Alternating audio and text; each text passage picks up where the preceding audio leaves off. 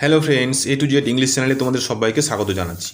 তো ইংলিশের গোড়া থেকে একদম এ টু জেড ইংলিশ শেখার জন্য এই চ্যানেলে আমাদের একটি বিশেষ বই, যেটি হচ্ছে a treasure trove for English learners. এই বই থেকে আমরা পুরো বইটাকে রিভিউ করছি এবং চ্যাপ্টার ওয়াইজ এই চ্যানেলে একটার পর একটা অনুশীলনী সলভ করা হচ্ছে এবং আমরা গোড়া থেকে একদম এ টু জেড থেকে আমরা এই চ্যানেলে গ্রামার শেখার জন্য প্রস্তুত হচ্ছি। ঠিক আছে, তো একের এক অধ্যায় ওয়াইজ এই বইটাতে যেরকম যেরকম রয়েছে সেরকম সেরকম সমস্ত চ্যাপ্টার ওয়াইজ আমাদের এই চ্যানেলে ভিডিও দেওয়া হচ্ছে। তো পরপর করে আমরা এক একটা করে লেসন আমরা সলভ করছি। ঠিক আছে, তো তোমরা এই ভিডিওটি দেখতে থাকো। দেখো, আজকে আমরা পাস্ট কন্টিনিউয়াস টেন্সের ইন্টারোগেটিভ সেন্টেন্স কীভাবে গঠন করা যেতে পারে বা পাস্ট কন্টিনিউয়াস টেন্সের ইন্টারোগেটিভ সেন্টেন্স কীভাবে হতে পারে সেটা নিয়ে আমরা আলোচনা করব। ঠিক আছে, তো পাস্ট কন্টিনিউয়াস টেন্স কী সেটা নিয়ে আগের ভিডিওগুলো তোমরা দেখে নিও, কাকে বলে এবং তার যে অ্যাফার্মেটিভ এবং নেগেটিভ সেন্টেন্স আমরা কীভাবে গঠন করব সেটা নিয়ে আগের দুটো ভিডিও করা হয়েছে, তো তোমরা সেগুলোকে দেখে নিও। ঠিক আছে, তো আজকে আমরা নেগেটিভ সেন্টেন্স এবং ইন্টারোগেটিভ সেন্টেন্স, যেটা হচ্ছে পাস্ট কন্টিনিউয়াস টেন্সের মধ্যে হতে পারে, তো সেটা আমরা কয়েকটা এক্সাম্পলের সাহায্যে এই বইটা থেকে দেখব, যে বইটা হচ্ছে treasure trove for English learners. ঠিক আছে, এই বইটা খুব সহজে গ্রামার শেখা যাচ্ছে, একদম বেসিক লেভেল থেকে এই চ্যানেলে গ্রামার শেখানো হচ্ছে। তো তোমরা ভালো করে সমস্ত ভিডিওগুলো মন দিয়ে দেখো এবং গ্রামার শিখে এগিয়ে যাও। ঠিক আছে, তো দেখো এই ইন্টারোগেটিভ সেন্টেন্সের জন্য কী করে করা হয়েছে দেখো, কয়েকটা এক্সাম্পল আমরা পড়ি।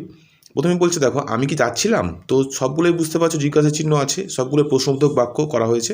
তো দেখো, আমি কি যাচ্ছিলাম, তাহলে ওয়াজ আই গোয়িং, তাহলে দেখো ওয়াজ আই গোয়িং, তাহলে এটা কি হলো, পাস্ট কন্টিনিউয়াসের গঠনটা হচ্ছে প্রথমে সাবজেক্ট, তারপরে বিভার, তারপরে ভার্ব প্লাস আইএনজি, তাই তো।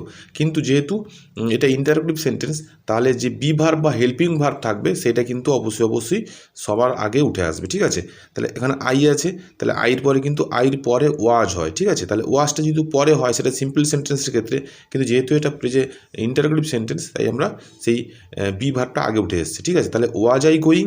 ঠিক আছে, আশা করি বুঝতে পারছো, সমস্ত বিভার্বগুলোই কিন্তু অর্থাৎ হেল্পিং ভার্বগুলোই কিন্তু আগে আগে বসে গেছে, সবার আগে সেটা বসছে, তারপরে সাবজেক্ট বসছে। ঠিক আছে, দেখো তারপরে আমরা কি যাচ্ছিলাম, তাহলে ওয়ার উই গোয়িং, যদি আমরা লিখতাম যে আমরা যাচ্ছিলাম তাহলে হতো উই ওয়ার গোয়িং। ঠিক আছে, তাহলে সেটা একটা সিম্পল বাক্য হতো, আর যেহেতু আমরা প্রশ্ন বাক্য তাই এখানে ওয়ারটা সামনে চলে এসেছে, তাহলে ওয়ার উই গোয়িং।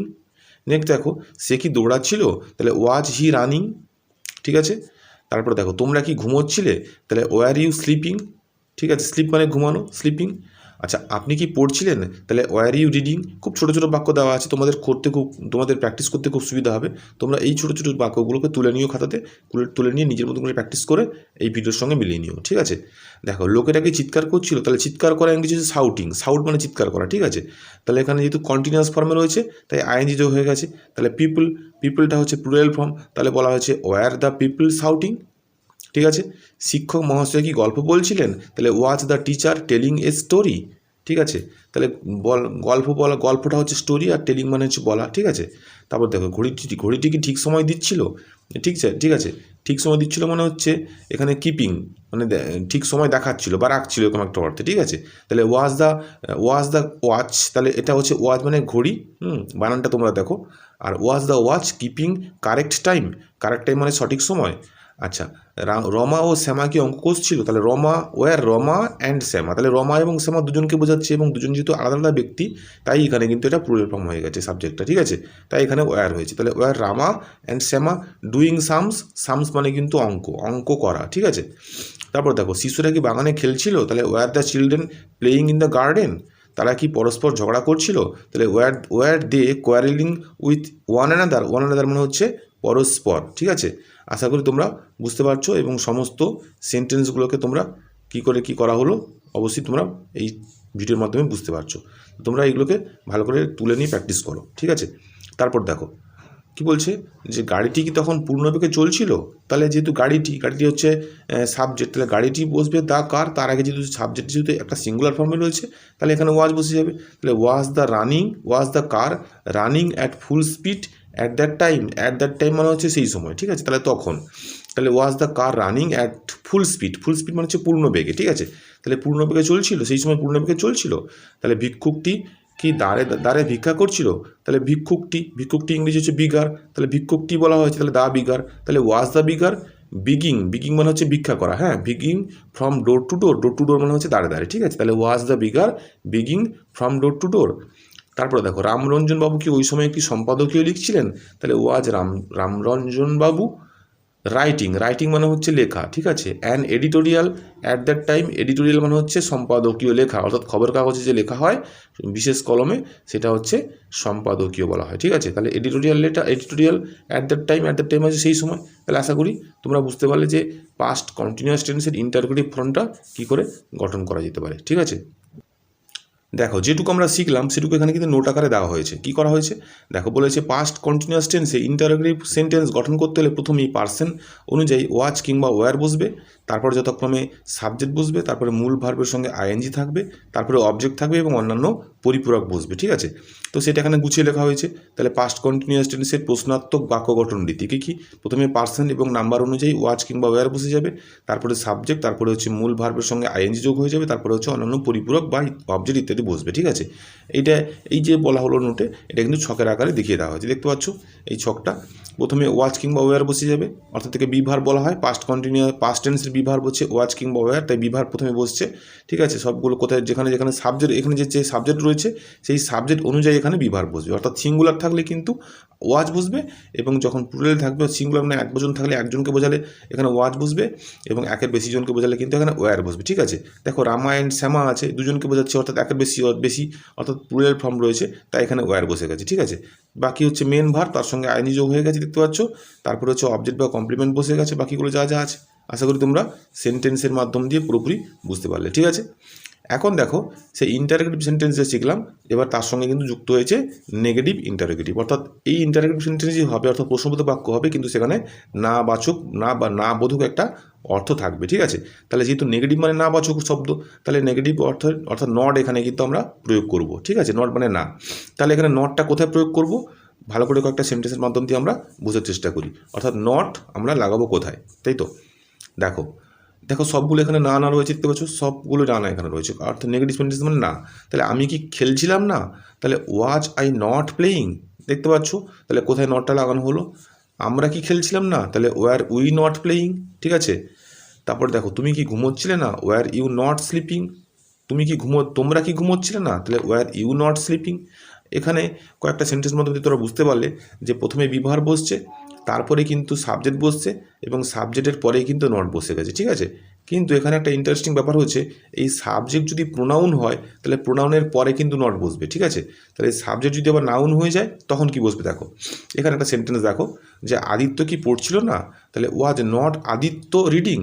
দেখো আদিত্য হচ্ছে একটা নাউন, ঠিক আছে, যে কোনো নামকে বোঝাচ্ছে, যেহেতু নাউন এটা, তাহলে নাউনটার আগে কিন্তু নট বসছে, ঠিক আছে। ব্যাপারটা তোমাদের কাছে ক্লিয়ার হলো। যদি আমাদের সাবজেক্টটা প্রোনাউন থাকে, ঠিক আছে, তাহলে কিন্তু নটটা বসবে প্রোনাউনের পরে, ঠিক আছে। যদি সাবজেক্ট আমাদের নাউন থাকে তাহলে কিন্তু নটটা বসবে সাবজেক্টের আগে। এইটুকুই হচ্ছে পার্থক্য, আর বাকি যা আছে সব কিছুই একই, ঠিক আছে। তাহলে কি হলো, ওয়াজ নট আদিত্য রিডিং, তারা কি সাঁতার কাটছিলেন না, তাহলে যেহেতু দেটা হচ্ছে প্রোনাউন, তাহলে তার এই নটটা কিন্তু প্রোনাউনের পরে বসছে, তাহলে ওয়ার দে নট সুইমিং, ঠিক আছে। মৌলি কি জ্বরে ভুগছিল না, তাহলে মৌলিটা কিন্তু নাউন, দেখো তাহলে was not Mouli suffering from fever, ঠিক আছে। তাহলে দেখো মৌলির যেহেতু নাউন, তাহলে নাউনের আগে কিন্তু নট বসে গেছে। আশা করি তোমরা যা বলা হলো সেটা তোমরা বুঝতে পারলে, ঠিক আছে। একইভাবে তোমরা এই সেন্টেন্সগুলোকে তুলে নিয়ে নিজের মতন করে করার চেষ্টা করো, ঠিক আছে। তাদের দাদু কি গল্প বলছিলেন না, তাহলে was not their grandfather telling a story, তাহলে দেয়ার গ্র্যান্ডফাদারটা যদি একসঙ্গে সাবজেক্ট হয়ে গেছে, যার কারণে এখানে কিন্তু নটটা আগে বসে গেছে, ঠিক আছে। তাহলে was not their grandfather telling a story, তাদের গ্র্যান্ডফাদার কি কোনো গল্প বলছিলেন না। আশা করি তোমরা বুঝতে পারলে। এখানে যা যা বলা হলো সবটা কিন্তু এখানে নোটের আকারে দেওয়া হয়েছে। প্রথমে কি বলছে দেখো, যে পাস্ট কন্টিনিউয়াস টেন্সে ইন্টারোগেটিভ নেগেটিভ সেন্টেন্স গঠন করতে হলে প্রথমে পার্সন এবং নাম্বার অনুযায়ী ওয়াচ কিংবা ওয়্যার বসে, তারপরে যতক্ষণে সাবজেক্ট, তারপরে বসবে নট, মূল ভার্ব সাথে সাথে আইএনজি বসে যাবে এবং অন্যান্য পরিপূরক বসে যাবে, ঠিক আছে। যেটা বলা হলো নট অবশ্য সাবজেক্টের আগেও বসানো যায় যদি সাবজেক্টটি নাউন হয়। আশা করি বুঝতে পারলে যেটা বলা হলো, সাবজেক্ট যদি নাউন হয়ে যায় তাহলে কিন্তু নটটা আগে বসবে, সাবজেক্ট যদি প্রোনাউন হয় নটটা কিন্তু সাবজেক্টের পরে বসবে, ঠিক আছে। এখানে যেটা বলা হয়েছে তাই এখান থেকে ছকে দেখিয়ে দেওয়া হয়েছে, এখানে গুছিয়ে বলা হয়েছে। তাহলে প্রথমে বসবে পার্সন এবং নাম্বার অনুযায়ী ওয়াচ কিংবা ওয়্যার, তারপরে সাবজেক্ট, তারপরে নট, তারপরে মূল ভার্বের সঙ্গে আইএনজি, তারপরে হচ্ছে অবজেক্ট কিংবা কমপ্লিমেন্ট, ঠিক আছে। দেখো যা এখানে শিখলে তোমাদের কিন্তু এখানে ছকের আকারে দিয়ে দেওয়া হয়েছে, ঠিক আছে। প্রথমে দেওয়া আছে দেখো ওয়াচ কিংবা ওয়্যার। তো ওয়াচ ওয়্যার হচ্ছে বি ভার্ব, তাহলে বি ভার্বের জায়গায় বসে গেছে সমস্ত ওয়াচ ওয়্যার প্রথমে থাকবে, তারপরে সাবজেক্ট বসে যাবে, তার সঙ্গে নট বসে যাবে, অর্থাৎ প্রোনাউনটা হচ্ছে ইউ তাই নট বসছে, আর যেহেতু এটা ফার্মারটা নাউন তাই তার আগে নট বসছে, ঠিক আছে, বুঝতে পারলে। তারপরে মেন ভার্বের সঙ্গে আইএনজি যোগ হয়ে গেছে, বসে গেছে এখানে, আর যেখানে যেখানে অবজেক্ট বা কমপ্লিমেন্ট থাকা দরকার তাই এখানে থেকে গেছে, যেখানে এই দুটোতে নেই, থাকা দরকার নেই তাই নেই, এই দুটোতে আছে, থাকা দরকার আছে তাই এখানে দেওয়া হয়েছে। আশা করি তোমরা বুঝতে পারলে। এরপরে এখানে যে এক্সারসাইজ চ্যাপ্টার রয়েছে, তো তোমরা যারা যারা এক্সারসাইজ চ্যাপ্টার দেখতে চাও তোমরা অবশ্যই কমেন্টে জানিও, দিলে কিন্তু আমি এক্সারসাইজগুলোকে তোমাদের জন্য সলভ করে দেবো, ঠিক আছে। তোমরা কিন্তু অবশ্যই কমেন্টে জানাবে, আর যদি তোমরা নিজেরা পারো তাও কিন্তু কমেন্টে জানাবে যে এই যে ট্রান্সলেশন দেওয়া আছে এখানে, কিংবা এখানে পুরোপুরি এই যে কন্টিনিউয়াস টেন্সের উপরে এক্সারসাইজ দেওয়া আছে, যদি তোমরা দেখতে চাও তাহলে তোমরা অবশ্যই কিন্তু কমেন্টে জানাবে, ঠিক আছে। আশা করি ভিডিওটা তোমাদের ভালো লেগেছে। এইরকম হেল্পফুল ভিডিও তোমরা পাওয়ার জন্য চ্যানেলটিকে অবশ্যই সাবস্ক্রাইব করে নিও যারা যারা নতুন বন্ধুরা দেখছো, আর যারা যারা পুরনো বন্ধুরা যারা যারা দেখছো সাবস্ক্রাইব করেছো তারা কিন্তু ভিডিওটা প্রথম থেকে কন্টিনিউ দেখতে থাকো। তোমাদের কতটা উপকারে লাগছে তোমরা কিন্তু অবশ্যই তা কমেন্টে আমাকে জানিও, কারণ তোমাদের জানালে আমি কিন্তু খুব উৎসাহ হব এবং তোমাদের কাজে লাগছে বলে জানতে পারবো, ঠিক আছে।